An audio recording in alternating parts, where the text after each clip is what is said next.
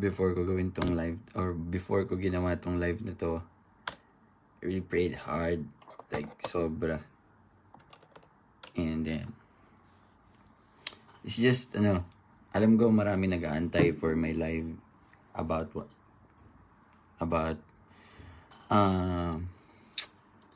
after na nangyari. And then, I contemplate ako lahat, pinagdasal ko after a lot of days. And, alam mo yun, parang, ngayon gusto ko lang magsalita for once. Tapos, and then, kasi bago ko sisimulan yung mga plans ko, bago ko sisimulan yung mga dapat kong tapusin, mga bagay na dapat kong trabahuin, I just want to clear up my mind, I just want to clear up my soul, I just want to clear up my heart, and then, yun. And then after this, life goes on, right? So ko lang i-share because people might experience this soon, or some of your friends or some of the members of your family might experience this soon. So why not, use the experience or share the experience that I had para, alam mo yun, to enlighten people. And first of all, bago nangyari yung lahat, I was like, when someone, nung day na pumutok yung issue, pagkagising ko, trust me, the first thing that I did was, I prayed hard. It's like, Lord, bakit ganito? Really ask God, like, what happened? Sabi ko, I want to face it with you, alright? Kasi hindi ko to kakayanin na, mag-isa. And then, yun, after that, friends messaged me, and then, there's this all comments, and alam mo yun, all the bash, and, people, I understand kung saan sila nanggaling, I understand kung saan nanggagaling yung hate na yun, I understand saan nanggagaling yung messages, I understand saan nanggagaling yung posts, saan nanggagaling yung hate na captions, I understand saan nanggagaling yung lahat ng pinagsasabi nila. Trust me, I understand. And again, I apologize for what happened, and I apologize from what I said. It's a clear misinformation. It's a clear, alam mo yan, nagkabuhol-buhol na, train of thought. And then, it was completely, I was completely, hindi ako naging responsable of how I share those words and how I share those thoughts and opinions. And then I totally forgot that, man, you're an influencer, you're, counted lahat ng pinagsasabi mo. And I challenge the people to record this one if ever. And then I challenge the people, if you will, hahanapin niyo yung mga good parts sa sasabihin ko na to. If you really care for the people, if you really care for sa kapwa mo. Because, alright, again, I really apologize for what happened. Sobra. It was a learning experience for me. And trust me, lahat na nambash, lahat na nag-comment, lahat na nag-hate, men, never ako nag-isip ng masama. Never ako nagtanim ng galit. I completely understand kung saan kayo nanggagaling. Even my friends in the industry, friends in the DJ industry, friends in the dance community, and some artists, I really understand kung saan kayo nanggaling. And I'm just, tinignan ko yung issue on an outside perspective. I ask God, ano ba yung tinuturo mo sa akin? Ano bang klaseng leksyon aside sa pagiging responsible and pagiging accountable sa platform mo? And after days, kasi trust me, it's hard, it's traumatic, it's really mapaparalyze ka talaga. Papaparalyze ka. Ang dami mong tanong sa utak mo. Pero instead na i-focus ko yung tanong ay, kumbaga tinigasan ko yung sarili ko na i-focus yung sarili ko. Isipin kung ano ba talaga yung pinaka main purpose ni God, why, what's behind, ano ba talaga yung pinakamabigat na dahilan ni God kung bakit niya ginawa sa akin yun or bakit niya pinaintindi sa akin yung mga bagay-bagay na yun. And of course, God wants me to continue. God wants me to do more in my platform and all. So, I just want to bring up something what I learned. I just want to bring up something kung ano yung mga na-realize ko. And just to share something with you guys from the previous weeks, I always ask God, Lord, what's next? Alright? Anong klaseng mission yung ibibigay mo sa akin? Anong klaseng purpose yung ibibigay mo sa akin right after this? Kasi, syempre, dance challenge, okay, given napapasaya yung tao, and I'm happy na ganun yung napapasaya, ganun yung nagagawa ko, ganun yung naging epekto, and I'm spreading love, I'm spreading light. So, I'm asking God, ano ba yung next, Lord? And then, a friend from the industry, an artist too, messaged me na, bro, like, you guys, you really experience the cyberbullying, you really experience yung pinakamabigat na ganun. And then, hindi lang ikaw yung nakaka-experience nun, madami. And then, merong ng 13-year-old na bata na naka-experience ng ganyan. Nag-stream yung bata playing an online game, and then, lahat ng comment dun sa stream niya was like, bobo, tanga, and all. So, sabi ko, okay, Lord, ano ba yung gusto mong maintindihan ko sa mga nangyayaring to? And then, guys, you need to understand, okay, I respect the opinion coming from another people na bobo, tanga. I respect that. That's your own opinion. That's how you see things. But I'm happy and I'm blessed and I'm grateful na hindi ako ganun tinuruan ng nanay ko na when someone makes a mistake, hindi ko sasabihan ng ganun. Never na never kong sasabihan ng bobo, never na never kong sasabihan tanga on social media. Why? Because I pictured out when my kids in the future will see what I post nung sa ganito kong at present, kung makikita niya anong klaseng tatay, anong klaseng tao yung tatay ko, anong klaseng tao, even my family, makikita nila anong klaseng tao si Rems. Gets mo na? Hindi nakakaano yun, hindi, I believe, hindi magiging proud yung magiging anak ko or magiging pamilya ko balang araw if they see me posting like bobo naman ito or tanga naman ito or idol pero tanga, something like that, right? I know it's normal na yun sa ating Pinoy, pero I believe hindi siya normal sa ating pagkatao na ganun yung initial reaction natin. And I don't want my kids to grow up on that kind of attitude or personality or culture. And you know what? I'm really grateful that God is really working in my life right now. And then I'm really grateful na amidst of everything, sa lahat ng nangyayari, for that traumatic experience, you know what? God really strengthened my character. If this happened 5 years ago or 3 years ago, maybe hindi ko kakayanin. Maybe, I don't know what will happen to me. I don't know. Because it's really, kahit malakas ka na, it will fuck you up in your brains. And then, alam mo yun, it's really traumatic. And then, I'm really grateful because God is really working. Like, God is in control in my life right now. And then, para akong minumold niya na parang, there's something in you in the future that kailangan mo itong pagdaanan. You need to, God really build up my character. God really, alam mo yun, to a point na with all those hate, with all those bash, you know what? Trust me, it's love that's inside of me. It's love and understanding.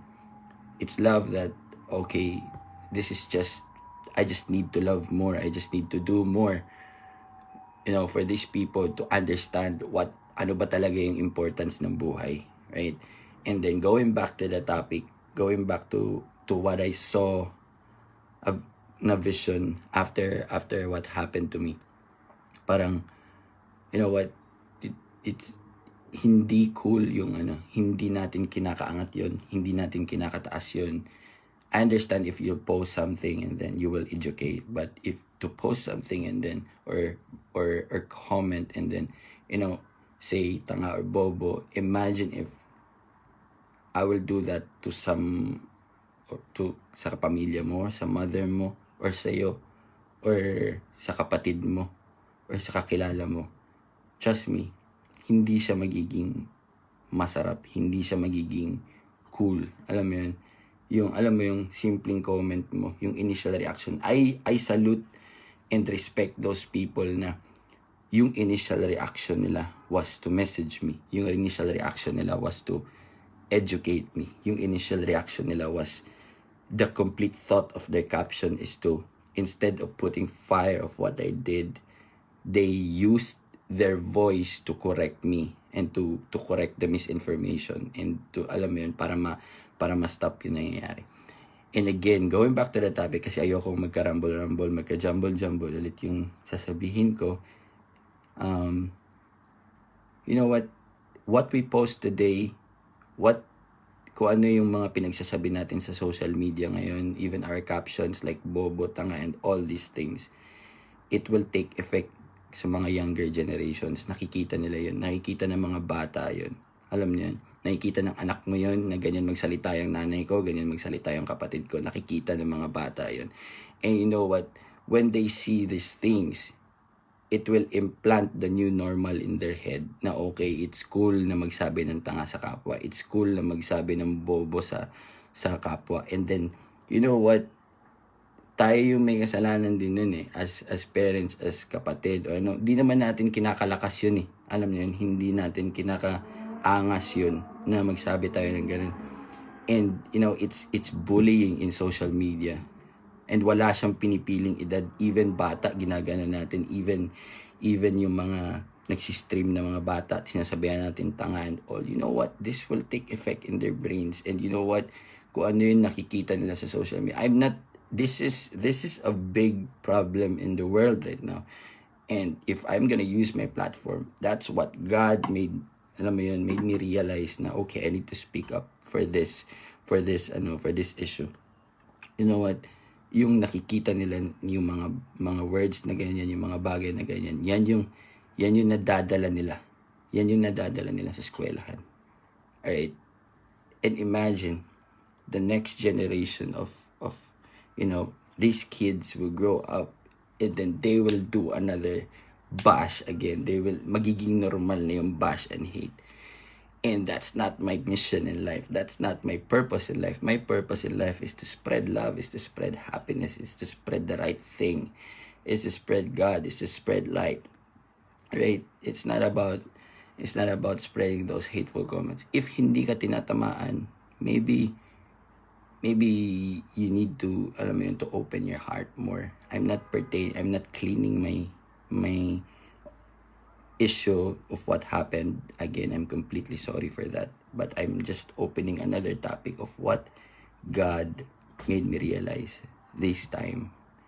Na, alam mo, kung meron akong boses to influence people, I want to say that like when you say bobo or tanga, imagine that when you say that in social media, your kids, makikita nila yan. Yung anak mo, nakikita nila yan. Alam mo yan? Okay po.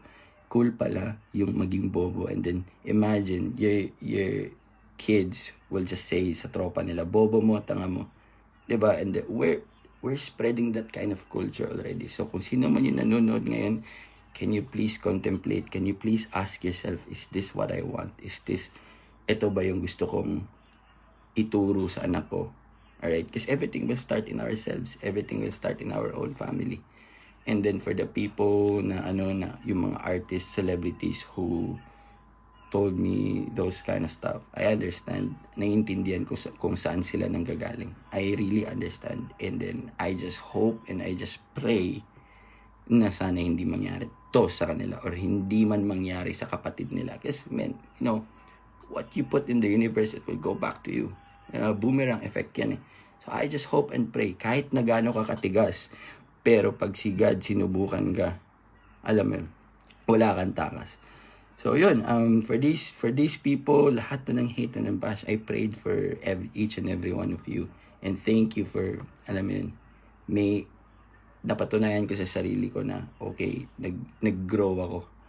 Hindi ko pinili yung hate, hindi ko pinili yung ibang path, you know. And then for these people who are completely saying, bobo and tanga, a lot of people, someone messaged me today, he's a part of the dance community, and then told me na isa siya sa mga nag-post ng, hate post or something about the issue, and then hindi siya makatulog because of the guilt that's happening inside.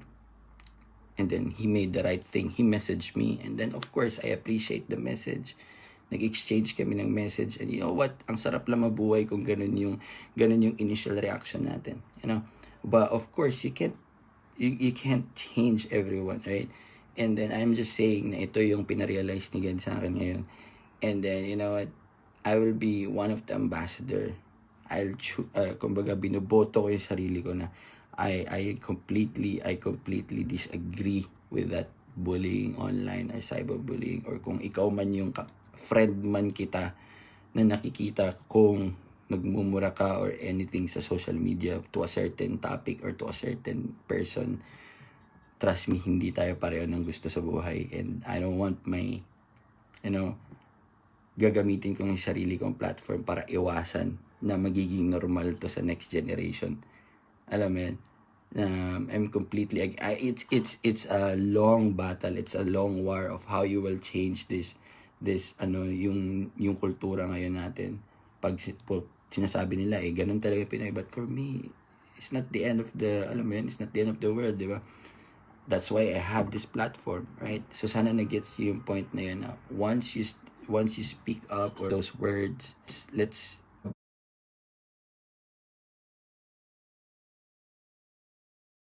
about it na what if kapatid ko yun, or what if anak ko yung pinagsabihan ng ganun. Trust me, hindi ka makakatulog for your son or for your children ng ganun, right? Ay lahat ng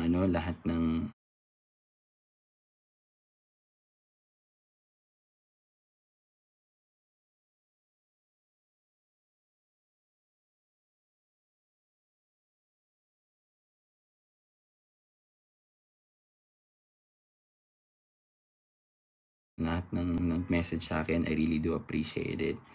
And I'm really, really, really, really, really grateful of what God, alam mo yun, paano niya ako bagong taong I really accept the ball and really, really give a positive FSP. Even if alam mo yun, sabihin mo ikaw na yung pinakamatalino, even the most intelligent people, they make mistake, they fuck up a lot of times. But you need to understand ano yung ini-implant mo sa mga bata. Nakikita nila to, shit, ang nakakatakot pala magkamali ngayon. Parang wala na pala akong right mag-eksperimento. Gets niyo yung isang bigger effect na yun na nakikita natin. So imagine mo, sasabihin mo sa tao na shit, ang bobo, and then your kid or yung anak mo is bound to be perfect now. Kumbaga parang kailangan na siyang maging perfect kasi yung nanay niya nagsabi na shit, ang bobo ng ganito, bobo yung magkakamali. Do you understand what I'm saying? So kung ako as bata na dapat mag-experiment, normal lang magkamali. Matatakot na ako mag-eksperimento sa sarili ko ngayon kasi syempre i-judge na ako ng tao, sasabihan na ako ng bobo or lahat-lahat. So I hope you understand my whole point of that. Fini-freestyle ko to kasi I want to speak coming from the soul, and before ako nag-live, pinagdasal to ng sobra. So for me, for all the people who continue to support, love, and understand, and gave me another chance to to correct my thank you so much for that. And bigay niya sa akin simula pa nung simutok yung issue, I filtered out the wrong people, and it doesn't mean na in-unfriend kita, it doesn't mean we're not friends anymore. It's just that hindi tayo pareho ng opinion o pananaw sa buhay. And don't worry if someone ni isa sa inyo or even celebrities will alam mo yun, magkakaroon silang kamalian or lahat-lahat magkakaroon basta ng kung ano-anong problema na alam mo yun in public. Don't worry, I will never do the same thing or I will never bash, or I will never hate. I will still be nice. I will choose to be the better person. I will choose to be nice. Alright? Again, kakasabi mo ng tanga or bobo, it will not change. Kumbaga, yung hindi siya nagmamatter sa katalinuhan mo. Sino ba talaga yung bobo tanga sa atin?